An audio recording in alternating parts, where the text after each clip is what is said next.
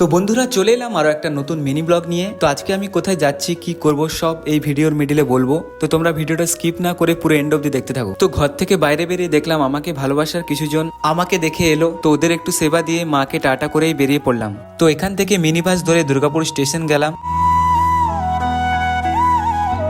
আর স্টেশনে গিয়ে টিকিট কেটে বর্ধমান লোকাল ধরলাম। বর্ধমানে এসে প্রায় 1 ঘন্টা মতো ওয়েট করতে হলো। তারপরে ট্রেন এলো, ট্রেনে করে হাওড়া গেলাম। তো এবার তোমাদের বলি আমি কোথায় যাচ্ছি। তো আমি যাচ্ছি গ্রামের বাড়ি, আর কেন বা কি করতে যাচ্ছি ওটা তোমরা পরের ব্লগে দেখতে পাবে। তো তোমরা রেডি থাকবে কিন্তু পরের ব্লগের জন্য। তো এইমাত্র হাওড়া পৌঁছালাম, আর এখন ঘড়িতে 7:34 মতো বেজে গেছিল। তাই আর ট্রেনে সাফার করলাম না, ট্রেনে যেতে গেলে অনেক লেট হতো। তাই তাড়াতাড়ি করে দীঘার একটা এসি বাসে চেপে গেলাম। আর আমার এসি বাস তেমন ভালো লাগে না, চারিদিকটাই বন্ধ থাকে আর ভেতরে পুরো দম ঘটে। তো 200 টাকা বাসের টিকিট নিল, আমি তো ভাবতেই পারিনি। অনেক গায়ে লাগলো, কারণ ট্রেনে গেলে অনেকটা টাকা সেভ হতো। তারপর শেষমেশ আমাদের গ্রামে পৌঁছালাম, প্রায় 11:30 মতো বেজে গেছিল। আর এটা আমাদের মা নাচিন্দা মায়ের মন্দির। জুতো পরেছিলাম তাই প্রণাম করলাম না। তারপর সকাল থেকেও কিছু খেয়ে আসিনি, অনেক খিদে পেয়ে গেছিল। আর দেখলাম হোটেলও খোলা আছে, শাহু হোটেল। তো হোটেলে তড়কা রুটি খেলাম। তো কিছুদিন আগেই যখন আমি গ্রামে এসেছিলাম তখন মাঝে মাঝে এই হোটেলে আমি খেতাম। তাই দাদা আমাকে চিনতে পেরে গেছিল। আর দাদা বলছিল তুমি এতদিন কোথায় ছিলে, এতদিন আসোনি কেন?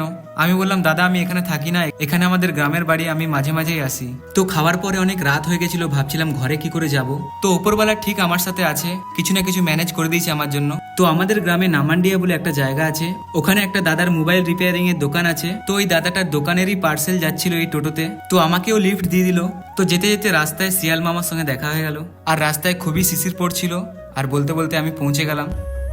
অসংখ্য ধন্যবাদ ভাই হেল্প করার জন্য। এতটা দাদা এত রাতে টোটো পেয়ে গেলাম। চলো ভাই।